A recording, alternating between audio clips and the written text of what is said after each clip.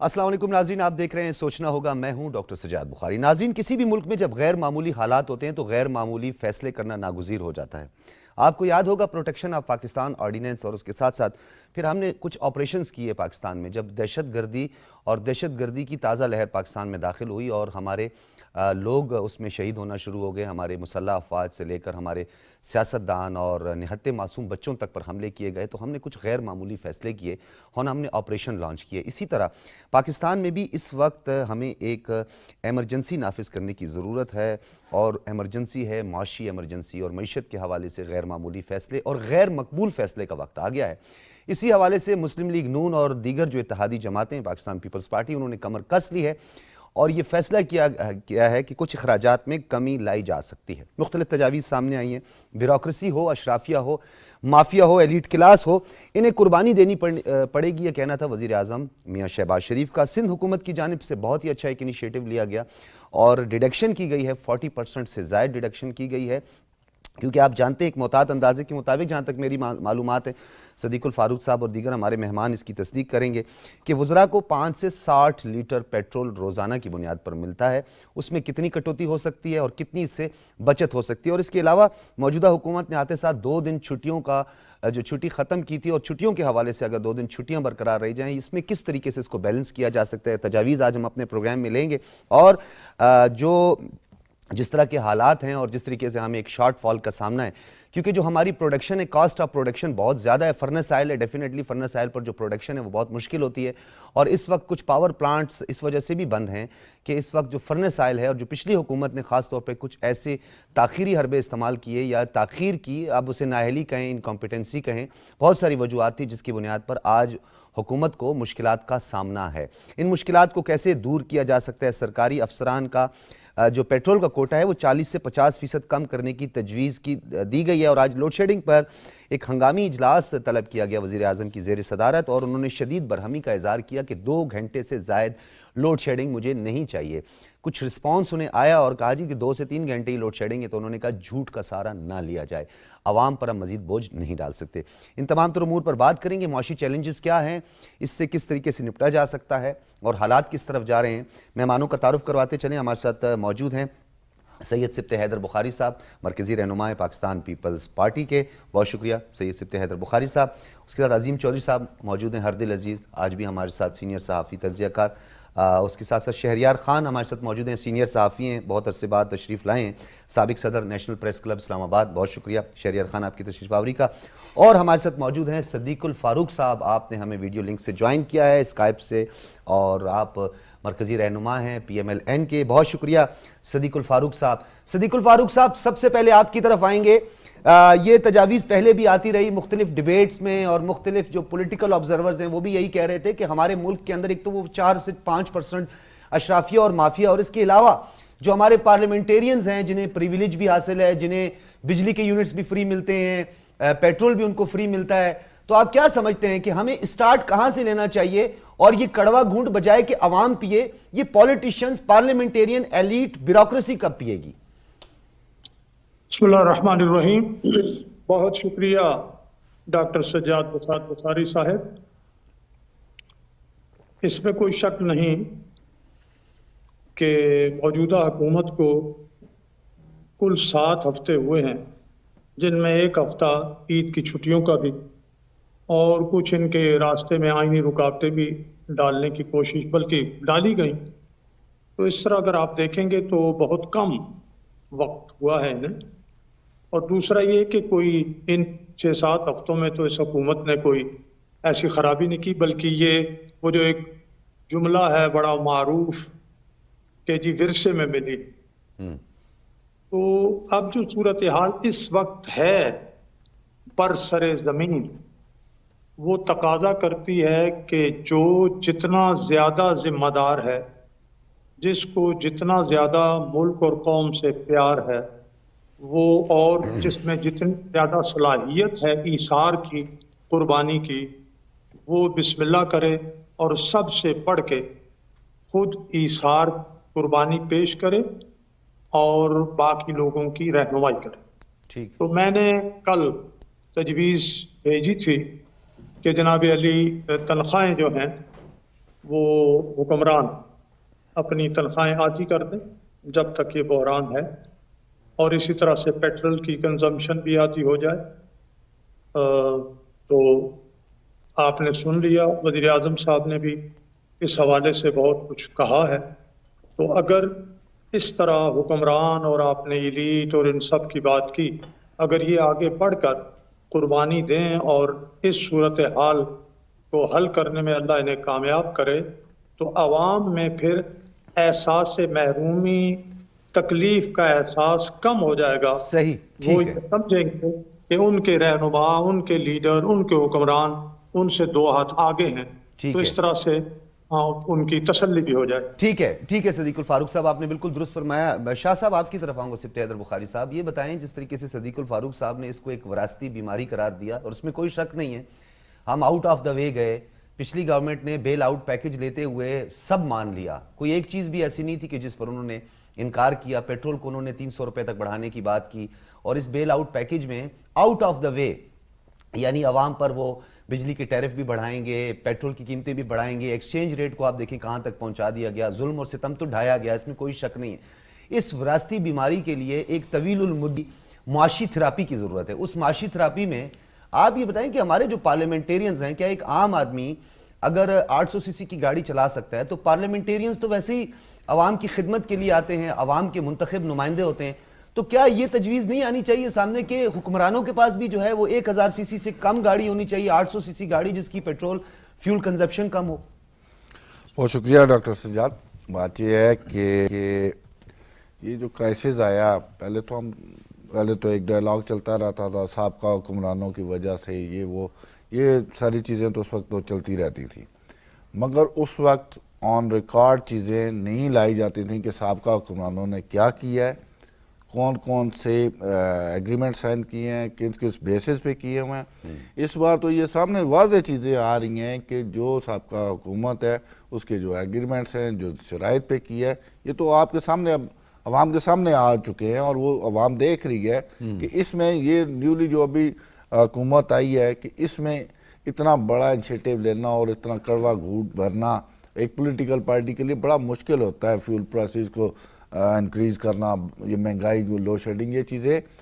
مگر اس بار ہمیں یہ چیز اپنے اوپر لینی ہے، بالکل، پارلیمان کو لینی ہے، ہماری عدلیہ کو لینی ہے، بیوروکریسی کو لینی ہے، ہماری بیوروکریسی کو لینی ہے۔ آج ایک سیشن جج نے اس حوالے سے بڑا اچھا ایک پریسیڈنٹ سیٹ کیا ہے، انہوں نے وہ جو کچھ عسکریت لینی ہے، بالکل، تاکہ ہم سارے مل کے، کیونکہ یہی ایک واحد راستہ ہے پاکستان کی بقا کا، پاکستان کی بچت کا، پاکستان کی عوام کی خوشحالی کے لیے۔ اتنے بڑے سٹیپس لینے پڑ رہے ہیں، یہ اگر ہم نہیں لیں گے، پارلیمان یا سیاستدان تو ہر الیکشن میں عوام کے سامنے جواب دہ ہے۔ ہم یہ چاہتے ہیں کہ سارے ہی ہم مل کے اس قوم کے سامنے، اس غریب عوام کے سامنے تمام ادارے مل کے جواب دے ہوں۔ آج بڑا اچھا ایک شاہ صاحب ایک انیشیٹو لیا گیا، ایک اچھا پریسیڈنٹ سیٹ کیا، بڑی اچھی مثال قائم کی ہے ایک سیشن جج نے۔ انہوں نے کچھ جو قیدی ہیں ان کو بجائے کہ عدالت میں حاضری کی، انہوں نے ویڈیو لنک کے ذریعے ان کی حاضری کو یقینی بنانے کی بات کی ہے۔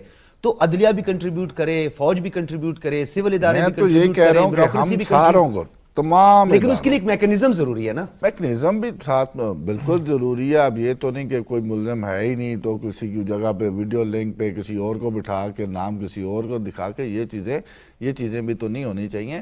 مگر یہ میں نے آپ کو پہلے کہا کہ ہم ساروں کو بحیثیت قوم، ٹھیک ہے، اب ہمیں یہ ذمہ داری لینی پڑے گی۔ ٹھیک ہے، صحیح یہ وقت کی ضرورت ہے، یہ پاکستان کی بقا کے لیے، ٹھیک ہے، صرف پالیٹیشنز کو نہیں، سب کو، تمام کو۔ سب عظیم چودھری صاحب کے پاس بھی تو خیر 3000 سی سی کی گاڑی نہیں ہے، نہ ہی شہریار صاحب بھی ہماری طرح ہی۔ خیر چودھری صاحب ایک جو درمیان کہہ دوں ڈاکٹر صاحب، جی ایک جو ہے کہ یہ جو 1000 یا 1000 سے کم 800 سی سی گاڑیوں کی بات آتی ہے، تو یہ تجویز تو بظاہر خوبصورت لگتی ہے، لیکن اس کا یہ مطلب ہوگا کہ پارلیمنٹیرین اور باقی جو لوگ ہیں وہ اب 12-15 لاکھ روپے اور خرچ کر کے 800 سی سی کی گاڑیاں خریدیں، اگر ان کے پاس سر، جو نہیں گھر میں پارک کی ہوئی ہیں گاڑیاں نا، جو بچے چلاتے ہیں، میں ان کی بات کر رہا ہوں سر، وہ استعمال کریں تو زیادہ بہتر ہوگا، جو بچوں کو اسکول لے کے جاتی ہیں۔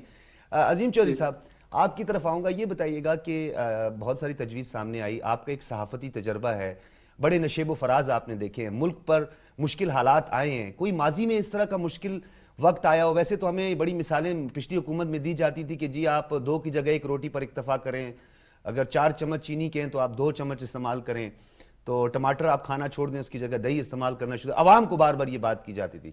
کیا کبھی پارلیمنٹیرینز نے, بیوروکریسی نے, اشرافیہ نے, مافیا نے خود پر یہ بوجھ اٹھایا ہے؟ کوئی ایسی مثال ہے؟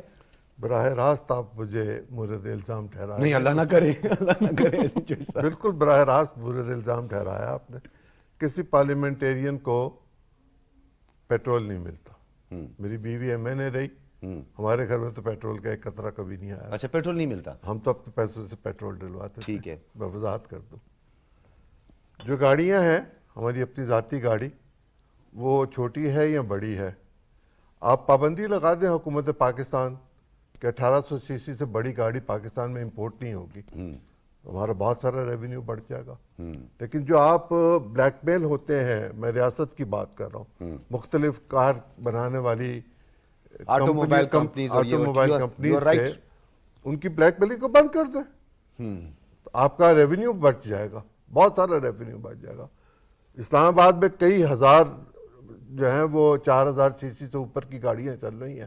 ذرا ان کو چیک کر لیں, ان میں سے کتنی ایسی ہیں جنہوں نے ٹیکس دیا ہوا ہے, جو ٹوکن دیتے ہیں. اسی طرح ذرا اور آگے چلے جائے, 10 ٹریلین روپیہ ہم پینشن کا دیتے ہیں, 1 سے 16 گریڈ کے لوگوں کو چھوڑ دیں, اور 50% جو ہے وہ ایک طرف چلا جاتا ہے, اور 50% جو ہے وہ سیولینز کا چلا جاتا ہے. 17 گریڈ سے اوپر کے جو لوگ ہیں جن کی آمدن لاکھ روپے سے زیادہ ہے پینشن کی صورت میں, کیا ان کو کمائی نہیں ہوتی؟ ٹیکس کیوں نہیں دیتے؟ پینشن پہ ٹیکس لے.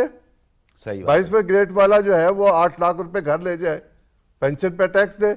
اور لوگ ہیں جن کو 8-8 10-10 لاکھ روپے ملتے ہیں, جن کو کئی 100 پیٹرول کے وہ ملتے ہیں لیٹر, جن کو بجلی مفت ہے, ٹیلی فون مفت ہے, وہ انکم ہے ان کی, ٹیکس لیں جو بھی ہے. متوسط طبقے کے حوالے سے بھی بات ہوتی ہے, اور آپ نے بڑی اچھی تجویز دی ہے شہریار خان صاحب. آگے چلنے دیں, بات تو کرنے دیں. جی پورا کریں.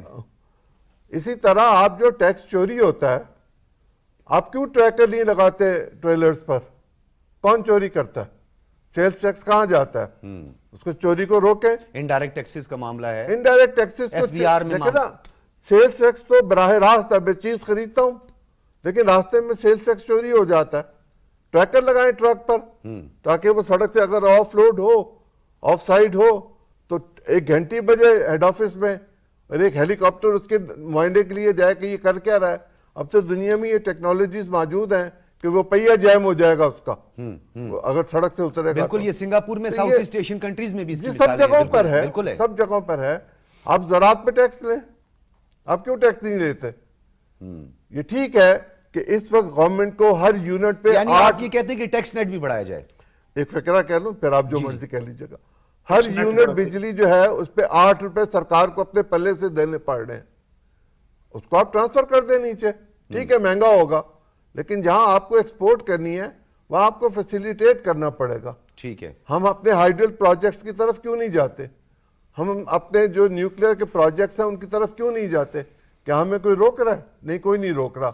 یہ 4-5-6 سال ایک مشکل ٹائم ہم پر آ گیا ہے. اسی میں ہم نے اپنی پلاننگ کرنی ہے, اسی میں ہم نے اپنی بجلی سستی کرنی ہے, اسی میں ہم نے اپنی ایکسپورٹ بڑھانی ہے, اور ہمیں اپنا ڈیفیسٹ کم کرنا ہے. بالکل ٹھیک ہے, بالکل ٹھیک ہے. شہریار خان صاحب آپ کی طرف آؤں گا, کیونکہ یہ تو اب تجاویز کی بات ہو رہی ہے, چاہے وہ 1000 سی سی کم کی گاڑی ہو. مختلف آپ نے دیکھا ہوگا کہ پبلک اوپینین بھی ہے اور پبلک کی اپنی رائے بھی ہے. آپ بھی ڈیفینیٹلی عوام کے بیچ میں رہتے ہیں, تو ایک اور بڑا اس میں اہم نقطہ ہے, کیونکہ آپ یہ بیٹ بھی کرتے رہے ہیں. فیڈرل بورڈ آف ریونیو کے آپ جائیں آفس تو آپ کو پتہ ہے وہاں کی جو آپ لگژری گاڑیاں دیکھیں تو آپ کو ایک دفعہ خود بھی دنگ رہ جائیں گے. پھر آپریشنل پرپس کے لیے کسٹمز اور ایکسائز بھی کچھ گاڑیاں استعمال کرتی ہیں آپریشنل پرپس کے لیے, جس طرح انہوں نے کہا کہ کنٹینرز ہیں, دیگر گاڑیاں ہیں, وہاں پہ وہ ریڈ کرتے ہیں یا آپریشنز کرتے ہیں.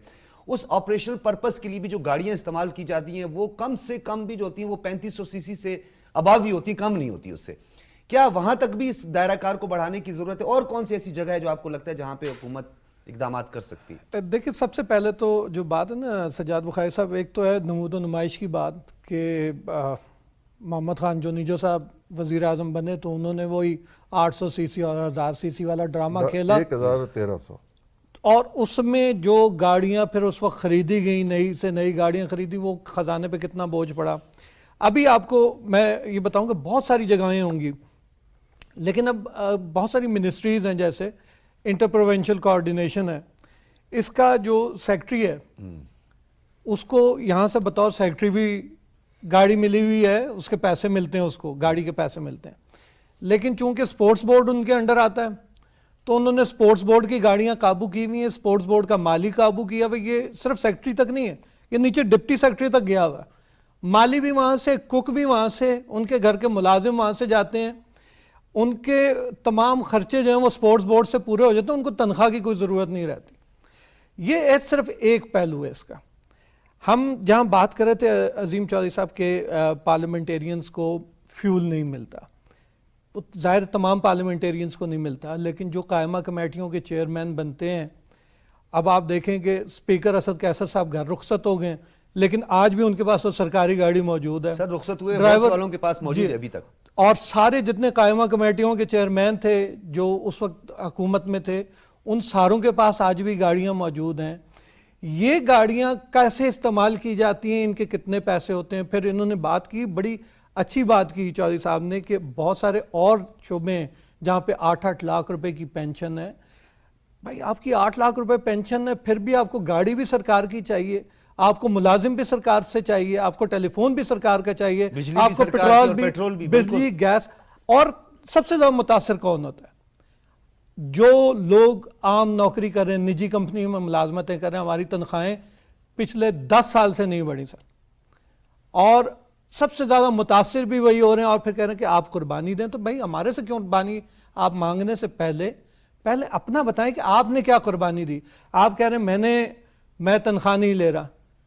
ٹھیک ہے، آپ تنخواہ نہیں لے رہے، آپ کے ساتھ اور کتنے اخراجات ہو رہے ہیں؟ وہ تو ہو رہے ہیں نا. تو آپ یہ مت بتائیں مجھے کہ میں یہ تنخواہ نہیں لے رہا. آپ لوگوں کو، ان لوگوں کو، بڑے لوگوں کو جن سے آپ کی واقفیت ہے، جن کو آپ جانتے ہیں کاروبار میں ہیں، اور جو ٹیکس چوری کر رہے ہیں، وہ جو ٹیکس چوری کر رہے ہیں، میرا تو تنخواہ میں سے کٹ جاتا ہے ٹیکس. اس لیے مجھ سے تو آپ شکایت کر ہی نہیں سکتے کہ بھائی آپ تنخواہ نہیں دے رہے. مجھ سے آپ تنخواہ پہ بھی لے رہے ہیں. میں بازار سے کوئی چیز خریدتا ہوں، اس کے اوپر بھی سیلز ٹیکس دے رہا ہوں. میں جو پیٹرول ڈلوا رہا ہوں اس کے اوپر بھی دے رہا ہوں. میں جو بجلی لے رہا ہوں اس کے اوپر بھائی ود ہولڈنگ ٹیکس بھی دے رہا ہوں. بجلی آئے نہ آئے، میں اس کے اوپر 16 ہزار روپے کے آپ کے بجلی کے بل آ رہے ہیں اس وقت بغیر اے سی چلائے. تو بندہ، عام آدمی تو پس رہا ہے برے طریقے سے. عام آدمی کے پاس آپ یہ لے کر جائیں گے نا کہ یہ عمران خان کی نااہلی تھی، یہ وہ ہمارے ساتھ سب کچھ کر کے چلا گیا، وہ لوگ نہیں مانیں گے. ٹیکنیکلٹیز کو سمجھتے نہیں ہیں. بخاری صاحب اس میں آپ یہ ایک چیز بڑی واضح ہے. آپ یہ کہہ رہے ہیں نا کہ یہ دیکھیں، یہ بخاری صاحب نے بھی بتایا کہ ہمارے سامنے یہ آ گیا، انہوں نے آئی ایم ایف سے معاہدہ کیا. لیکن پاکستان کے کتنے فیصد لوگ یہ بات جانتے ہیں کہ آئی ایم ایف سے عمران خان کیا معاہدہ کر کے گیا؟ آپ کا سوشل میڈیا انتہائی کمزور ہے. اور کتنے لوگوں کو شہریار بھائی اس بات کا بھی پتہ نہیں کہ آئی ایم ایف کا بیل آؤٹ پیکیج لیے بغیر فائنینشیل انسٹیٹیوشن آپ کو قرض نہیں دیتے. ایک لائٹر سی بات بتاؤں کہ وہ جو عمران خان صاحب آج کل وہ لائٹنگ کا رونا روتے ہیں کہ میرا چہرہ ایک چینل اچھا دکھاتا ہے، باقی آتا ہے تو وہ اچھا نہیں لگتا. تو وہ ہمیں بھی یہاں پہ اس وقت حکومت کو چاہیے کہ اچھا چہرہ ضرور دکھائیں. کوئی آپ بھی ایسی جگہ بنائیں جہاں سے آپ کی پازیٹیو خبریں جائیں باہر، جہاں دنیا کو یہ پتہ لگے کہ عمران خان صاحب اس ملک کے ساتھ کر کے کیا گئے ہیں. آپ جب انتخابی مہم میں جائیں گے 1 سال بعد، تو آپ کا کیا خیال ہے کہ آپ نے لوگوں سے یہ جو لوگوں کے اوپر مہنگائی کا بوجھ ڈالیں گے، لوگ آپ کو ایکسکیوز کریں گے اس بات کے اوپر؟ یہ بات آپ کی بڑی جی چوہدری صاحب آپ کوئی بات کرنا چاہ رہے ہیں؟ زورخ کا میئر اگر پبلک ٹرانسپورٹ پہ سفر کر سکتا ہے تو یہ مجھے بتائیے کہ ہمارے ہاں یہ کیوں نہیں ہو سکتا؟ کیوں نہیں ہو سکتا؟ ہم گریڈ 17 کے ڈی ایم جی آفیسر کو 1800 سی سی تک گاڑی دے دیتے ہیں، لیکن 20 گریڈ کے استاد کو ہم گاڑی دینے کے لیے تیار نہیں ہیں. ٹھیک ہے، میں یہ نہیں کہہ رہا آپ اس کو گاڑی دیں، میں یہ کہہ رہا ہوں 17 گریڈ والا جو ہے وہ پبلک ٹرانسپورٹ پہ کیوں سفر نہیں کر سکتا؟ پبلک ٹرانسپورٹ پہ کیوں وہ سفر نہیں پبلک سروینٹ ہے ڈیفینیٹلی، اور وہاں پہ پبلک ٹرانسپورٹ موجود ہوتی ہیں. اور جو 22 گریڈ والا ہے اس کو جتنی آپ فیسیلیٹیز دے رہے ہیں، وہ ایک بڈھا بڈھی اپنے گھر میں موجود ہوتے ہیں، 12 آپ ان کو نوکر دے دیتے ہیں، 2 آپ ان کو ڈرائیور دے دیتے ہیں، 3 آپ ان کو گاڑیاں دے دیتی ہیں، فون آپ ان کو دے دیتے ہیں، سفر آپ ان کا مفت کر دیتے ہیں. ٹھیک ہے، آپ وہاں اخراجات جو ہیں ایک چھوٹی سی اور ایڈ کروں گا کہ جو عظیم چودھری صاحب نے جو بھی گاڑیوں کی کمپنیوں کا ذکر کیا تھا نا، یہ ایک پورا مافیا ہے سر. جی بالکل. آپ ان کی یہ گاڑی اٹھائیں جو لوکل گاڑی ہے، ये टीन डब्बे से बनी हुई गाड़ी, इसमें ना एयर बैग होता है सर, ब्रेक वो उसने क्रूजिंग पे से हटाई गाड़ी तो गाड़ी के 2 टोटे हो गए।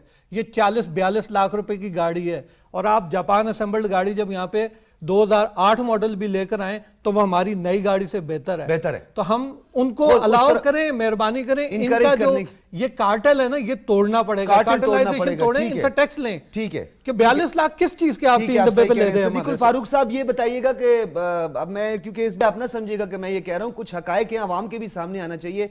पिछली गवर्नमेंट तो ये 45 रुपए लीटर पे जो है हेलीकॉप्टर चलता था सर, कोई ऐसा हेलीकॉप्टर ही इंट्रोड्यूस करवा दें जो 40-45 50 रुपए में जो है। मैंने भी यही पॉइंट लिखा हुआ था जी जी कि आपने यहाँ मिसाल दी कि जी मेयर साहब जो हैं वो आम बस पर बैठ के वो जाते हैं, तो इमरान खान साहब ने भी मिसाल दी थी कि फलां मुल्क का वजीर आजम साइकिल पर, बाईसाइकिल पर आता है अपने दफ्तर, जी हॉलैंड का, जी जी, और खुद अपना हाल ये था कि बन्नी गाला से हेलीकॉप्टर पर वजीर आजम सेक्रेटरी हाउस जाते थे और 3.25 साल में 1 अरब रुपया खर्च हो गए यहाँ से वहाँ आने जाने में। हमें मिसालें देने वाले दूसरे मुल्कों की अमल जो है वो कोई नहीं। तो अमल तो कोई भी आदमी बिस्मिल्लाह करे और शुरू कर दे, जब अमल करेंगे तो उसका नतीजा तो सामने आएगा। बाकी अवामी सोच, इन्होंने बिल्कुल ठीक बात की है।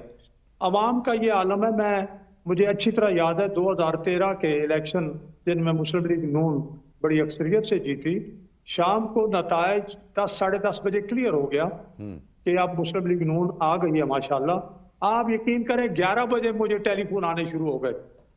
आपको पता है उस वक्त लोड शेडिंग बहुत ज्यादा थी, बिल्कुल मुझे फोन आने शुरू हो गए, सिद्दीकुल फारूक साहब आप हुकूमत आ गई है तो आप लोड शेडिंग खत्म करें ना। लोड शेडिंग खत्म करें जी ना। जी, एक आम आदमी लेमैन को नहीं पता इस बात का, ठीक कह रहे हैं आप। हाँ जी, इसी तरह से अभी ये जो हुकूमत आई, जिस दिन अभी इन्होंने हल्फ नहीं उठाया था जनाब शहबाज शरीफ साहब ने वजारत उज़्मा का, और अभी उन्हें वोट एतमाद का वोट मिला तो फोन आने शुरू हो गए कि जी अब हुकूमत आ गई है ना, अब हमारा फलां काम करवा दें, अब हमारा फलां काम करवा दें। तो अवाम की सोच तो यही है, लेकिन अवाम को बताना भी पड़ेगा, और अवाम इतने भी बेवकूफ नहीं है, अवेयरनेस जरूरी है।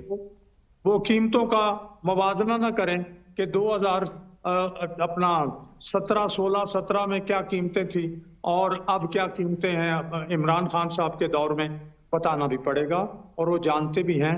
लेकिन इसका ये मतलब नहीं है कि जो मुश्किलात जिस वजह से भी किसी की गलती, ना तजुर्बाकारी या लूट मार की वजह से हमारे सामने आई हैं, उसमें फिर हम ये सोच कर या ये कहकर ईसार करने से इनकार कर दें या इनहिराफ करें कि जी ये तो उन्होंने किया है, अब ये हमारी जिम्मेदारी हो गई है बहैसियत कौम, बहैसियत हुक्मरान, बहैसियत पार्लियामेंटेरियन, बहैसियत जज, बहैसियत फौजी, बहैसियत ब्यूरोक्रेट, बहैसियत आम शहरी, कि हमने अब इस मसले को हल करना। अच्छा सदीकुल फारूक साहब, एक शॉर्ट आंसर, फिर मैं सिफ्ते बुखारी साहब की तरफ बढ़ूंगा। ये बताइएगा कि जब IMF के बेल आउट पैकेज के लिए जाते हैं, अभी मिफ्ता इस्माइल साहब भी नेगोशिएशन कर रहे हैं, इससे पहले जो है शौकत तरीन साहब और पिछली जो उनकी टीमें थी जितनी, वो सब करती रही, तो क्या IMF ये फोर्स करता है कि ये कंडीशंस जिसके तहत आपको बेल आउट किया जाता है या लोन आपको दिया जाता है, ये बोझ आपने अवाम पे डालना है? तो क्या कोई मतबादिल वहां पर आपकी कोई वो होती है, मतबादिल कोई ऐसा तरीका होता है कि जो आप IMF के सामने रखें कि जी नहीं, हमने अवाम पे तो बोझ नहीं डालना, हमने टैक्स नेट को बढ़ाना, या हमने उस क्लास और उस कम्युनिटी को जो टैक्स से बिल्कुल मुबर्रा है, टैक्स ही नहीं देती है, अरबों रुपए की जिनकी प्रॉपर्टी है, अगर 2 से 3 करोड़ रुपए की प्रॉपर्टी वाला हो, उसका टैक्स बढ़ाया जा सकता है, उसको टैक्स नेट में लाया जा सकता है। और खास तौर पर जो बिल्डर्स हजरात हैं उन पे भी टैक्स अगर बढ़ा दिया जाए, बजाय कि उनको आप वो घेर दें कि जिन्हें आपकी ट्रांजैक्शन कैसे हुई है, पॉलिसी को, मॉनिटरिंग पॉलिसी को सख्त कर दें, तो कुछ इस तरह की तजवीज भी तो सामने आई हैं। देखिए, अगर मुल्क की GDP बहुत हो, बरामदात बहुत हो, आपकी करेंसी मुस्तहकम हो, तो फिर आपको तो अपना IMF के पास जाने की जरूरत ही नहीं पड़ती। IMF के पास जाने की उस वक्त जरूरत पड़ती है जब आपके अवाम में टैक्स देने की सकत भी कम होती है। और ठीक है कि कुछ जगह टैक्स नेट आप बढ़ा सकते हैं, आप जो आमदनी आपको मिल रही होती है, आ रही होती है, वो इसी तरीके से आप यहाँ सब्सिडी दे, वहाँ सब्सिडी दे, उसको रियायत दे, वो सारी आप खर्च कर देते हैं। तो फिर IMF ये देखता है कि हम इन्हें اگر یہ لون دیں گے یہ واپس کیسے کریں گے؟ دوسری بات یہ ہے کہ IMF کو آپ انکار بھی کر دیں، لیکن دنیا کے تمام جو مالیاتی ادارے ہیں اور دوسری قومیں ہیں جو آپ کو کوئی چھوٹا موٹا قرض بھی دیں یا آپ کے ساتھ معاملات کریں یا بڑے ادارے آپ کے ساتھ قرض آپ کو دیں، عالمی بینک ہو یا اپنا ایشین ڈیولپمنٹ بینک ہو وغیرہ وغیرہ، وہ سب IMF کے رویے کو اور IMF کے ساتھ آپ کی ڈیلنگ کو دیکھتے ہیں۔ تو IMF اپنے لیے تو نہیں، IMF یہ چاہتا ہے کہ آپ کی اتنی آمدنی ہو کہ آپ قرضے واپس کر سکیں، اور اگر آپ عوام کی طرف اس طرح سے منتقل کریں کہ قرضے دینے کے لیے آپ کے پاس پیسے نہ ہوں، نوٹ آپ چھاپنے شروع کر دیں جبکہ آپ کی معیشت جو ہے وہ اس قابل نہ ہو، تو پھر یہاں IMF مخالفت کرتا ہے۔ ٹھیک ہے صدیق الفاروق صاحب۔ سبطِ حیدر بخاری صاحب، ایک اور بڑا اس میں اہم نقطہ ہے، ہم نے پتہ نہیں درجن سے زائد تو اب تک ایمنسٹی دے چکے ہیں، مختلف شعبوں میں دے چکے ہیں۔ 2013 کی ایک ایمنسٹی کے بارے میں بھی بڑی باتیں کی جاتی تھی کہ وہ بہت، اس سے بھی ریونیو ہمارا کافی بہتر ہوا تھا۔ اب تجاویز ہیں، ڈیفینیٹلی تجاویز میں کچھ نقائص بھی ہوتے ہیں، کچھ خامیاں بھی ہوتی ہیں، جس میں آپ کو یاد ہوگا امپورٹڈ گاڑیاں خاص طور پہ ان کو کسٹم ڈیوٹی دے کر جو ہے وہ گاڑیوں کو جو ہے وہ الاؤ کر دیا گیا تھا۔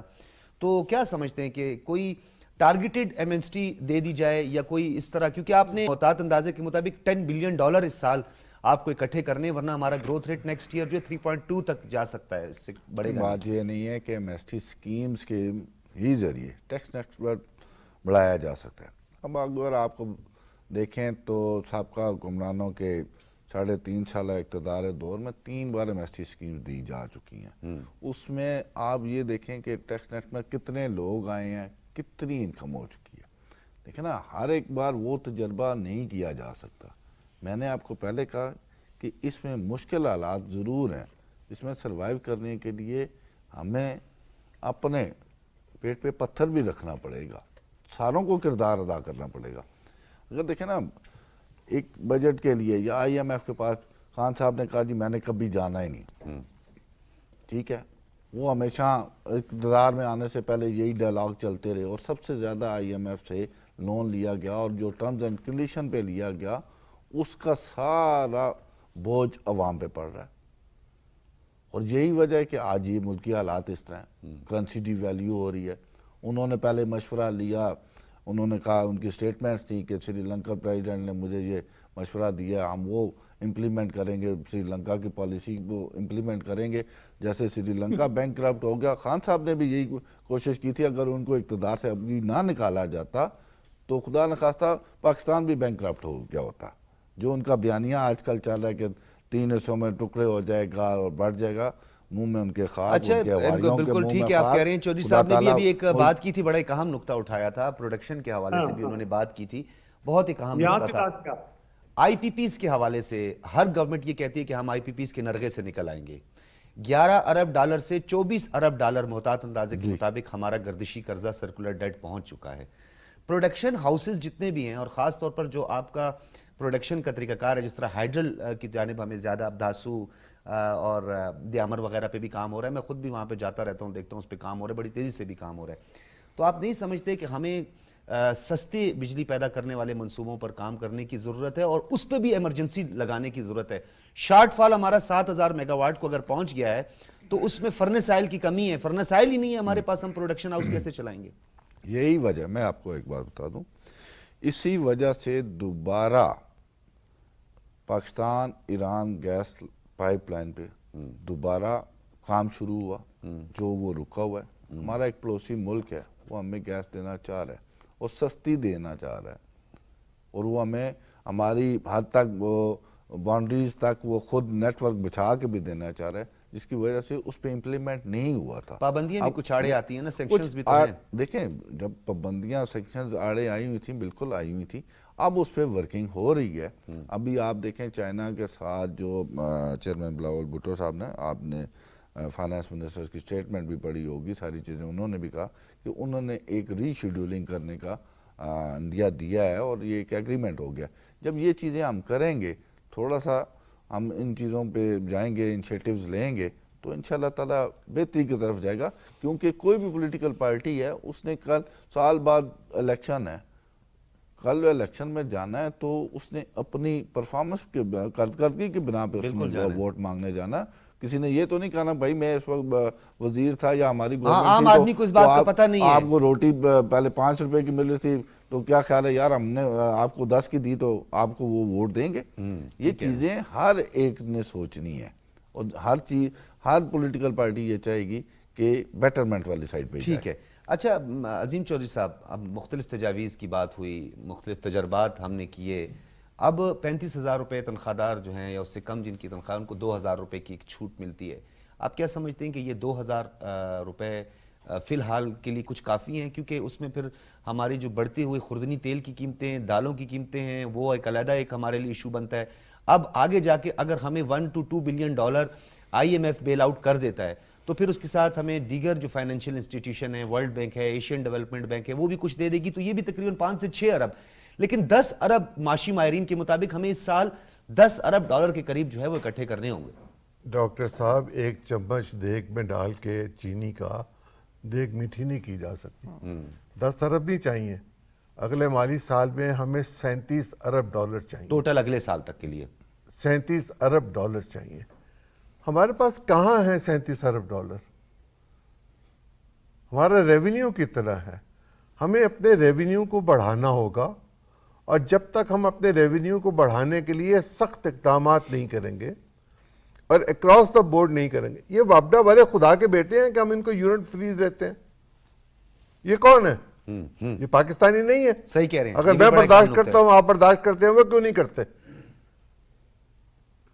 سوئی صدرن سوئی نادرن کی بات کریں، ان کو بھی بے کائے کے لیے دیا جا رہا ہے. کوئی یہ ہم نے طے کر لیا ہے، پٹے پہ لکھ دیا ان کو کہ اگر پاکستان مشکل میں ہوگا تو آپ عیاشی کیجئے گا.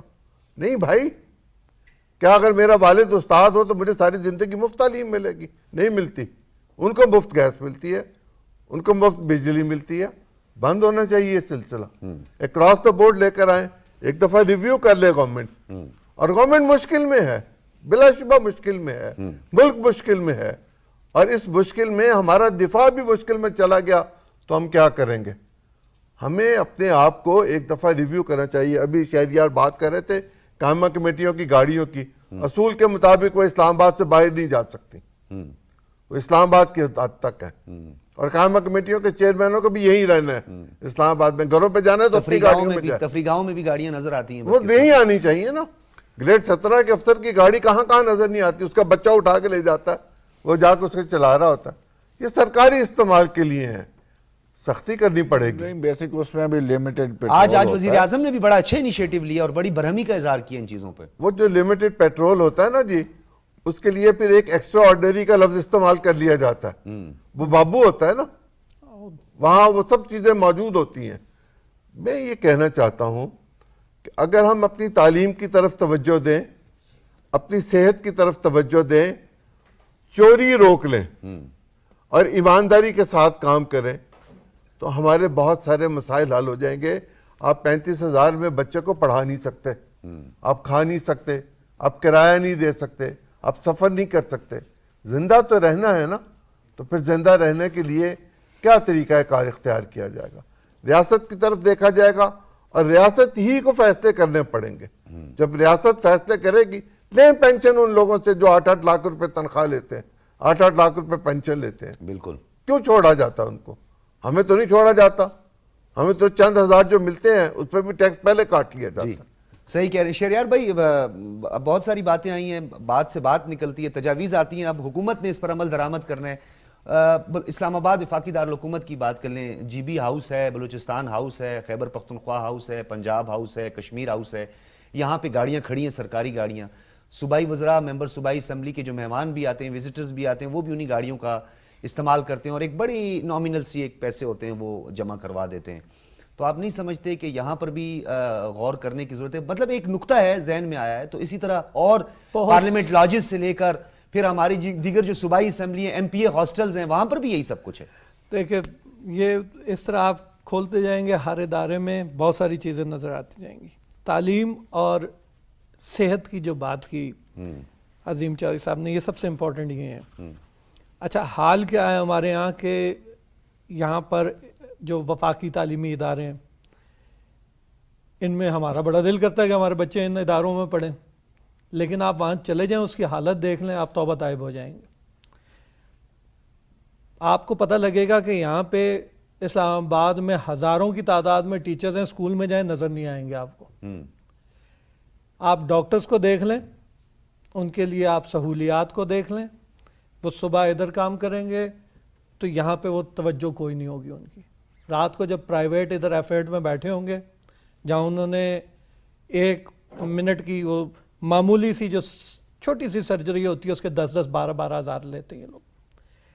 سر ہمیں ان ساری چیزوں آپ نے اب مطلب میں ایک عام آدمی، میں ٹیکس دینے والا ہوں، میں تو حکومت سے سوال کر سکتا ہوں نا کہ جناب آپ تو جاتے ہیں، آپ کو تو VIP پروٹوکول ملتا ہے، میں ہسپتال جاتا ہوں تو میں تو 2-2 گھنٹے وہاں پہ بیٹھا رہا ہوں تو مجھے کوئی اسپیشلسٹ دیکھنے کے لیے نہیں آئے گا، وہاں پہ موجود ہی نہیں ہوں گے۔ آپ چلے جائیں کہیں سر مجھے آپ کائنڈلی، وہ کہیں گے باہر بیٹھیں یار انتظار کریں، اتنے لوگ اور بیٹھے ہیں آپ بھی بیٹھیں انتظار کریں۔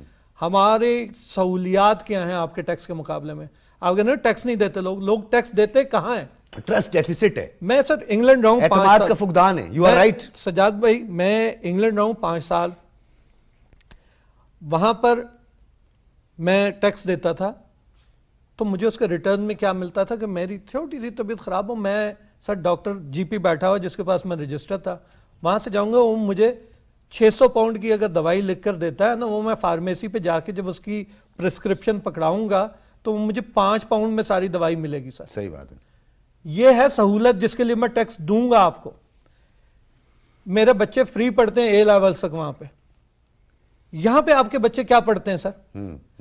یہاں پہ ہمیں لا محالہ پرائیویٹ سکولز میں جانا ہے اور وہاں پہ فیسیں دیکھیں آپ۔ سر ٹیکس آپ لیں، ضرور لیں، لیکن پھر ٹیکس کے بدلے میں یہ بتائیں کہ آپ دے کیا رہے ہیں۔ دے کیا رہے ہیں؟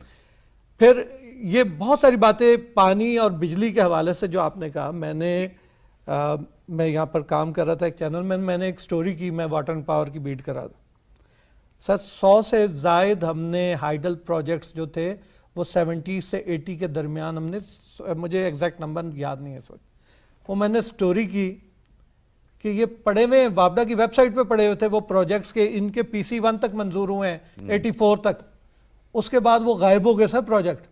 میں نے خبر دی کہ یہ اتنے سارے پروجیکٹس ہیں، ان پہ کام کیوں نہیں شروع ہوتا؟ بجائے اس کے کہ ان پہ کوئی کام شروع ہوتا، وہ وابڈا کی ویب سائٹ سے انہوں نے وہ پروجیکٹ ہی اڑا دیے، انہوں نے وہ پوری وہ چودھری صاحب کی مسکراہٹ، کیونکہ مجھے تو پتہ ہے اس پورے کیس کا، چودھری صاحب میں کی اس کا ایک اور اسپیکٹ بتا دیتا ہوں۔ لطیف چودھری صاحب تھے جو اس کے ہیڈ تھے، وہ میرے چچا تھے، سگے چچا تھے، انہوں نے وہ سارا سلسلہ شروع کروایا تھا۔ ٹھیک ہے، اوپر کے علاقے میں ان پہ فائرنگ ہوئی، وہ پاکستان چھوڑ کے چلے گئے کہ میں یہاں مرنے کے لیے نہیں آیا، پروجیکٹ لگانے آیا تھا۔ ٹھیک ہے، تو یہاں تو بھائی بہت سارے کام، بہت ساری چیزیں ہیں جس پہ بات، گزارش میں یہ کرنا چاہتا ہوں کہ پاکستان اس وقت ایک نہایت مشکل ترین دور سے گزر رہا ہے۔ ٹھیک ہے، اس وقت اس حوالے سے کہ پاکستان کے پاس وسائل نہیں ہیں، حکومت کو تنقید کا نشانہ بنانا غیر مناسب۔ بالکل یہ بات آپ نے درست کہی، اور اس کے لیے میرا، آپ کا، سب کا فرض ہے کہ ہم جس حد تک بھی ممکن ہو سکتا ہے کنٹریبیوٹ کریں، سرکاری خزانے پر بوجھ نہ بنے، اور اگر ہم سرکاری خزانے پہ بوجھ نہ بنے، اپنی آئینی ذمہ داریاں پورا کریں، اور وہ لوگ جو استعفے دے کے سڑکوں پہ مارے اور پاکستان کے 3 ٹکڑے کرنے کے لیے در پہ ہیں، وہ اپنے استعفے منظور کروائیں، گاڑیاں بھی واپس کریں، سرکاری رہائش گاہیں بھی واپس کریں۔ نہیں سر وہ ایک آسرا سب ہے، سے بڑا ظلم یہ ہے چودھری صاحب کہ پہلے بھی یہ لوگ 126 دن استعفے دے کے باہر بیٹھے رہے، آپ نے ان کو واپس بلا کر ان کو وہ تنخواہیں دی، سر وہ قومی خزانے سے ان کو اس وقت بھی تنخواہیں ادا ہوئی۔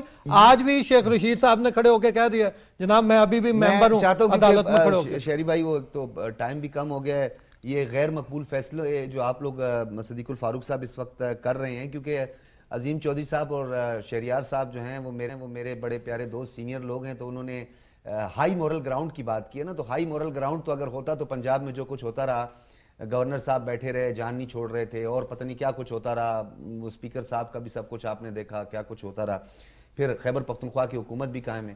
تو ہائی مورل گراؤنڈ کی بات کرتے ہیں، ہائی مورل گراؤنڈ تو بدقسمتی سے اخلاقیات، سیاسی اخلاقیات کا جنازہ تو میں بھی نہیں بولوں گا، بہت کچھ اور اس کے لیے الفاظ کا انتخاب بھی کیا جا سکتا ہے۔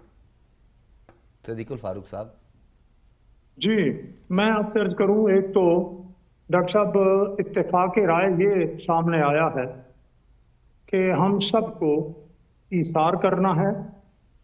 जो जितना ज़्यादा साहिब सरवत है, जिसके जितने ज़्यादा वसाइल हैं, जितना ज़्यादा जिम्मेदार है अपने इख्तियारात और ओहदे के लिहाज से, वो सबसे आगे बढ़कर ठीक अपना इसार और कुर्बानी पेश करे।